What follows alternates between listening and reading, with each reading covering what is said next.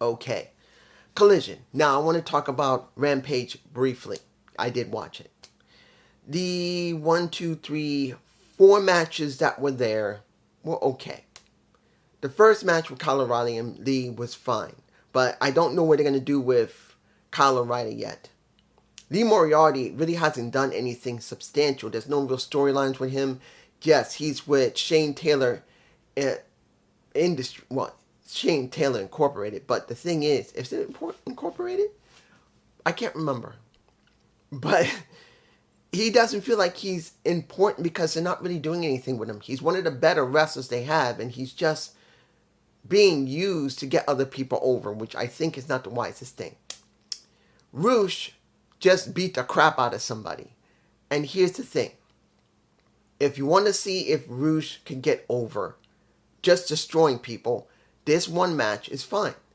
But now you have to do this on Collision. Then you have to do this on Dynamite. Do not do this here again. Because I'm going to say something when I finish talking about the remaining matches about Rampage. Because it needs to be addressed before I talk about Collision. But he just destroyed somebody, which was fine. Now, when it comes to Deonna Purrazzo and Robin Renegade, and her sister, I'm also mentioning her sister even though she was not in the match. Robin Renegade, I've seen more than a few times. She and her sister are basically like the Bella twins, but they can wrestle. Let's make this perfectly clear. Nikki and Brie Bella were never great wrestlers. They weren't. They were eye candy. Yes, they were one of the rare times you actually had a sister team that were almost practically identical twins doing what they're doing. It's obvious. But they were divas. When we look at Robin and her sister, they're not divas. They're basically twins who are wrestling pretty good. So I do agree with Tony Schiavone that Robin has really shown herself. And then I do believe JD and Jesse have said they need to be on the main roster. Once in a while scene is not enough. They need to be on the main roster of either Collision or Dynamite. I think Dynamite would be the best place for them both. If you're not going to put both of them, at least put one of them. Robin looks like she would be the more developed of the two, but I haven't really seen them talk. So I've seen Robin here, but you never know. Deanna's story, and I want to make it clear, Deanna's story is a good one. I'm not going to say it's great, but at least it's a good one because of what happened with, and I will be bringing up my taste as Toni Storm and her striptease in a minute, but seeing that she is having a story with Thunder Rosa, and it's because of Toni Storm, and they're both wanting the shot, but then neither one of them is letting the other one go, it still feels like, let's make this what it really is. This feels like a repeat of Thunder Rosa and Britt Baker. The only difference this time is not they're going for a title, they're going for the person who has the title in Toni Storm. Final one, well, before I get anywhere, we had Sanjay Dutt moment, but then there was a freeze, and I don't know what was stated, so I don't know what happened. Finally, Brian Cage versus Bowman of the Acclaimed. It was an okay match, but Bowman was meant to lose because Brian Cage is now being pushed because he's working with the Elite and EVPs. I'm alright with that because at least they're doing something with a big guy. Now, does this mean this is good? I can't tell you yes or no because it counts on how far they're going to do something with him because historically, no matter what anybody says, AEW do not push their big guys very well at all. It's very rare you see a very big wrestler like that ever get really far. The only ones that we have in memory was Brody King and Wardlow. And I know they're going to say, well, this person, well, how long did they last? Not very long. And the only reason that those two have made it is because, well, the storyline with the smaller guys is what they did. I'm just saying. Doesn't mean Brody King, well, not Brody King, Brody Lee. I don't know why I said Brody King. Brody Lee, because I hadn't thought of Brody Lee in a while. He was one of the big guys they pushed and got somewhere until he passed away. And then Wardlow, he got somewhere when he was really doing well, but then he got hurt, then he was gone for a bit, then they really did a start and stop with him multiple times, and now that's where he is. Just saying. let's do Collision. I will say Collision was a bit better because the stories were at least a little more developed. And I know people say, oh, now you're talking about stories. Yes. One of the major problems that AEW has is a lack of story development. It's not just about the lack of stories. It's about just, we have a few stories, but they're barely developed. And what few we do have is due to the fact, and I say this again, because of what happened with CM Punk. Because if there was no CM Punk moment, tell me what stories they had before what CM Punk had did. Before the controversy of CM Punk going onto a podcast and did what he did.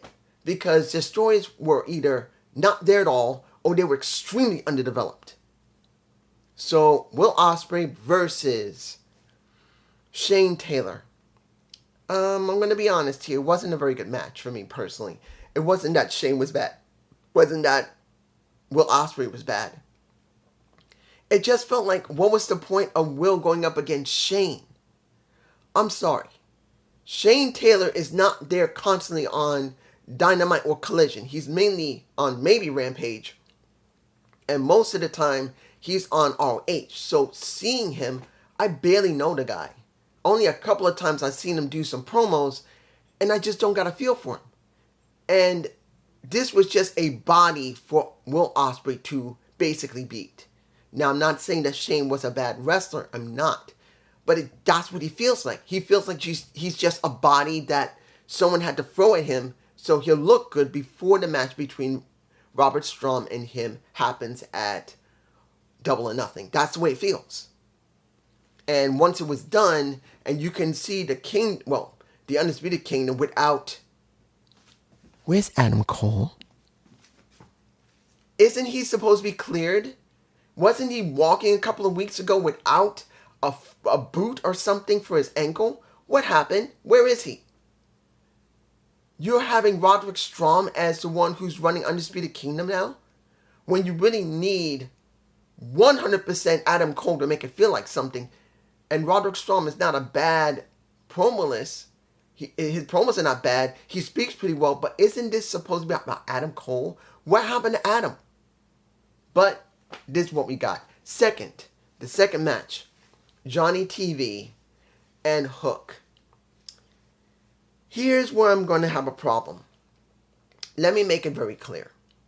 You got Hook against Johnny TV, who's now doing Johnny and Taya, and they just finished their first season of Johnny and Taya. I haven't seen it yet, but I have heard about it. I did see Chris Van Vliet's video, them talking about it, so I've not really seen it. Supposedly it's very comedic and funny, more than it's supposed to be like reality TV, like Total Divas or like The Roads to the Top and stuff like that. It's more comedic. So hopefully I'll get a chance to see it. But I'm going to be honest here. I look at Johnny TV. Then I look at Hook. Who do I believe should win? Guess who? Johnny TV. Because he looks more substantial. He looks more developed. He looks like a veteran. He should have won. Now, does he have a storyline? Other than Johnny and Taya? No. And that's a major issue for wrestlers who are seasoned on the main roster who look like they can really do something and there's no story. You got John Morrison working, a former John Morrison, Johnny TV working with his wife who herself should be more developed, should be helping to make the division more important. And she had one time with, guess who, Jade Cargill, and she fell off the damn map. So, I don't know what to tell you. You got two wrestlers who both of them should be more presented and have a story behind them, and they just got each other. And Johnny TV got his eventually, but whooped by Hook. He tapped his ass out. Now, this is one of 3 matches for a triple threat or 3-way on the next Dynamite next week. So, not even giving it a few minutes to breathe, you have the next match. Shibata versus, who's the one? Rocky Romero. Let me give it to you like this. Next to, actually I was able to say Rocky Romero without Marrero. I used to do that, guys. I never rolled my R as much because I don't speak Spanish. I'm not a Spanish speaker. So I don't roll my R's. And I barely roll it right now. Saying Romero. At least I said it correctly. I used to go Romero. I used to do it like that. But this is the second match. The first match didn't even have any time to breathe. You would think they would break up the 3 matches throughout the night for those 2 hours. So at least the first match in the beginning, maybe the middle match, the 1 hour main event would be for the middle match. And if you wanted to try and make Rampage interesting, you could have had the third match on Rampage. I'm not saying people will watch it, but at least it will be there. No, they did one and then the second one, and take a guess who won. Good match though, but Shibata won. I'm not surprised because of what's going on with a learning tree Chris Jericho, which I'll talk about in a minute, but I want to get the third match finished.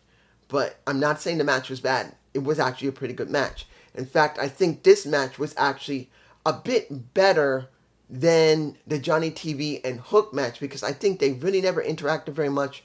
And not saying that Johnny TV did bad or Hook did bad, but I think they got better chemistry because they have worked with each other more. That's Shibata and Rocky Romero. Third match, Brian Keith versus, what was it? Bulldozer? Or what was his name? He was from the Iron Savages. It's been a while. I don't remember the guys. And when it comes down to it, it looked very awkward with Brian Keith beating, Bulldozer, I think his name is. I'm wrong. I'm sorry. I just don't remember because I think the last time I saw the Iron Savages was, 6 or 7 months ago? All 3 of them together because individually they've shown on the TV and I just forgot because a lot of times they just job. So seeing all 3 of them together, I don't even remember their names. It's not because I'm not informed, it's because AEW haven't informed me. That is a major issue we have with a lot of the people on the roster. AEW has not informed you who they are and if they're important. And that's a major issue for me. That's a major red flag that I've been saying for quite a while. If AEW does not present their talent correctly, why would you care? Honestly, why? And I'm sure someone, and I did see someone who is a AEW hardcore, how can I say this? Not to be disrespectful. I'm not being disrespectful to that person because I said what I said and I was respectful for what I said. He's a diehard AEW fan. But can he deny that the women's division is great? Because it's not. A lot of Japanese female wrestlers are being treated badly with almost no story. Emi Sakura can speak English. Why is there no story for her? Riho had barely any story. That's all she did was wrestle. The only one that had anything was Hiroko Shida. That's terrible. One female Japanese wrestler got a story because, she speaks better than everybody else? You could work around that problem. And when you see, the guy I just spoke about, going against Brian Keith, at least I can recognize Brian Keith because he's unique, and they've shown him more than a few times on Dynamite and Collision, so I recognize him. But you rarely see the Iron Savages. Why are they not on the main rosters? They need more tag teams and trios. We rarely see new trios or tag teams. I'm supposed to care about these guys, and I don't. Because guess what?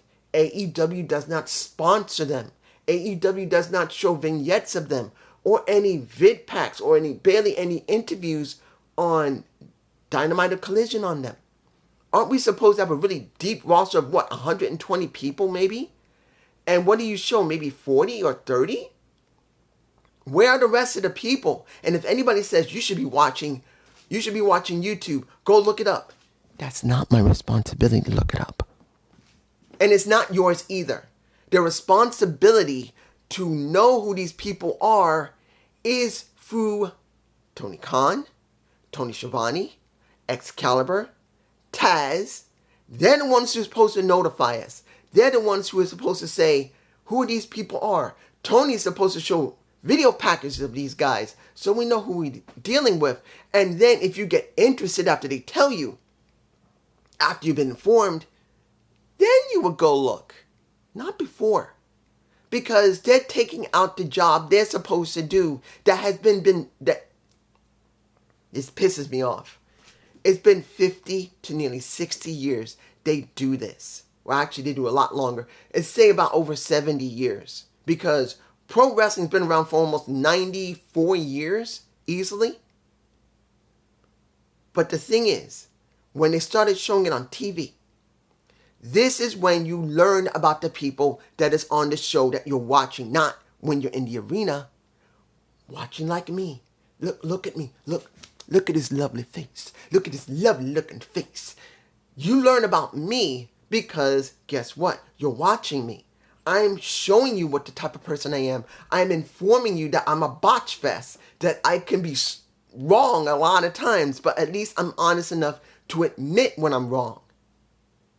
This is how you know I am a very genuine person. When it comes to the wrestling, you're supposed to know who these people are. And if anybody says all you need is a match, then go watch amateur wrestling. Do not watch pro wrestling anymore. I'm being nice and I'm being honest here. If only thing you care about is the matches, I've heard say, bro, I don't know why people are so scared of matches because there's no problem with that.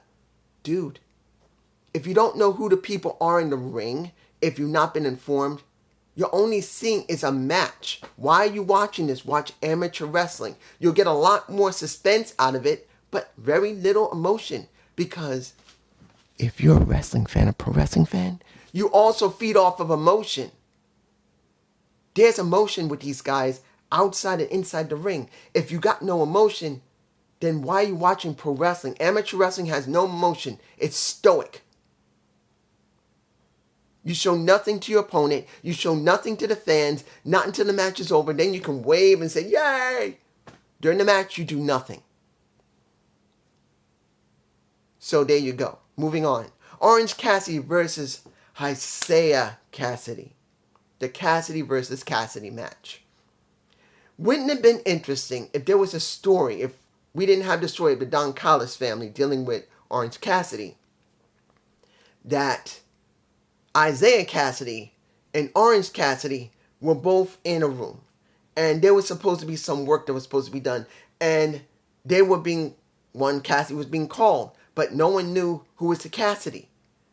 And it was for a match to get $100,000 in a briefcase or something. And one Cassidy puts his hand up. The other Cassidy puts his hand up. And they're saying it's supposed to be for one of the Cassidy. He says, who? And they just went that one and said, wait, what about me? Well, you shouldn't have the same, you should have had a different name than Cassidy. Or better yet, there was some trouble and they blamed the Cassidy. And you could say it was Orange Cassidy that got blamed, but Isaiah Cassidy's the one who caused the trouble. Cassidy versus Cassidy. And you see a feud between the two Cassidys because they're being confused by people. That would have been interesting. Match was fine. I did see Beach Break being, was it Beach Break? Being done on Isaiah. You had, and understand I'm going to the end due to the fact this is not about the match. This is about, well, Isaiah Cassidy was paid by Trent to take out Orange. It didn't work. So Orange and Trent still have their feud. But the question still is, what is going on with Orange and Don? Is this Orange and Don, or is this Don and Trent? Are they trying to do something with Don and Trent, or Don and Orange, or both? I don't know. Let's move on. That's, at least, I'll say that's an interesting story right there, because we still don't know. Next. Let's go for Selena Deeps versus Anna Jay. Let me give it to you like this. The match quality was not bad. I liked the match quality. It was fine. You know who won. It was Selena Deeps. But let's make it clear. This was not the thing you cared about. What you cared about was happened after that match. Because once Anna Jay got tapped out, because she got put into the Serenity Lock, guess what happened? Luther gets the flag that Miss Selena Deeps always carries with her. Takes it to the ramp. Mariah May holds it open, going, what the hell is going on here?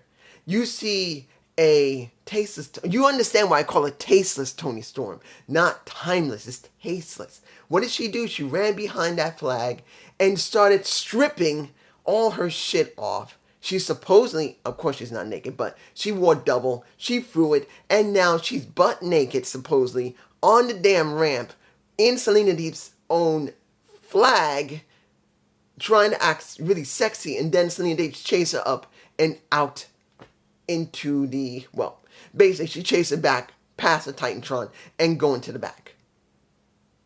Now you understand why I put strip. There you go. Now, let's go for Nick Wayne versus Cartwheel.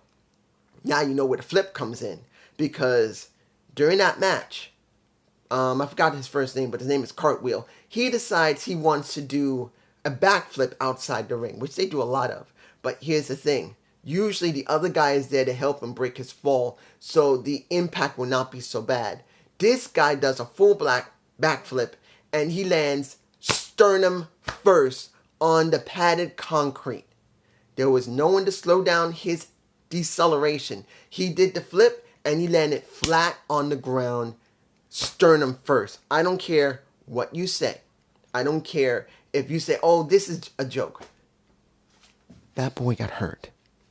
I don't care what you say. He just did a solid backflip off of already a 5.5-foot platform of usually about 4 to 5 feet, easily off the ground, which is the ring, flips back another 4 or 5 feet, nearly 8 feet off the floor. Let's say about 4 or 5 feet up.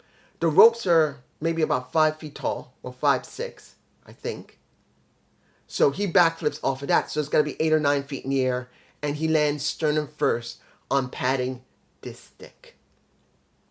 This stick. I'll say it again. This thick. That was bad. Nick Wayne won, but that guy took a damn hard hit. Here's the final match of the night. 6-man tag trios. This match got me mad, because you got two big guys in that match. You got how can I say this? The match itself was fine. When it came to FTR and Bryan, it was fine. But when you see the Righteous with Lance Archer, you see Duke, I believe, what is his name again? I forgot his name. Duke, I think? It's not Luther. I can't remember his name, Duke. It's been a while since I've actually looked at the Righteous. But you got, I believe the guy's name is Duke, and you got Lance Archer, two big-ass men who, generally speaking, should be dominant, should always show how great they are. But if I remember the Righteous, they barely win, at least on Rampage or Dynamite or Collision. And when you talk to Lance Archer, a guy that's a good wrestler, has a good look, can talk well. I ask you this, and I say this to anybody who says, you don't understand AEW Pro Wrestling. Let me ask you this. Lance Archer's been there for 4 fucking years. How many things has he done where he managed to get it done? Let's make it clear. Lance Archer has been put into really big spots throughout the last 4 years. Tell me one time did he succeed when it was really when he should win. When the other guy, who's normally smaller, wins. And worse yet, who's been developed other than him. This is what kills me. AEW is supposed to care where pro wrestling is. Why are you not developing one of your longest running pro wrestlers who has a good look, who's been there for a while, where people do like him or hate him? He gets a reaction, but you don't give him a story. You always use him when you want to basically start putting someone over. And then when he should win, being as dominant as he is, when he goes through everybody, he can't get it done.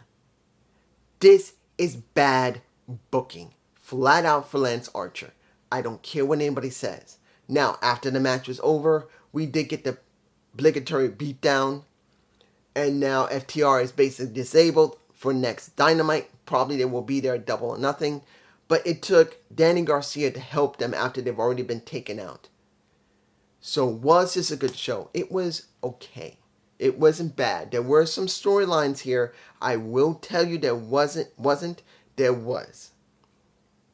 And the one I'm really interested in, if they do anything with it, and I didn't mention it throughout this entire review, is Pac and Bullet Club Gold. I'm hoping, because I am not really going to talk much about it, because yes, Pac comes back. He wants to feel something. He wants to go through anyone. He puts the threat to Bullet Club Gold. Well, not the threat, but basically tease, do something, make me feel something, and they beat the crap out of him. They better do something with Pac. I'm telling you right now, this is me. I am a Pac fan. I like Pac when he was Neville, and I like Pac flat out here. If they don't do anything with him this time around, I want him to leave and go to TNA. I'm telling you right now.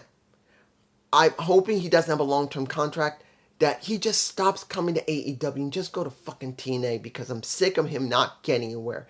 He's one of the rare high flyers that has a good look, who can talk, who actually knows how to work a match either in a fast style or a slow style. He's one of those rare ones that gets it. He worked in WWE for many years. He learned both styles of the independents and the WWE pro wrestling scene. He knows how to combine the two to make people care about the rat bastard known as Pac. I call him the rat bastard, but he's the bastard.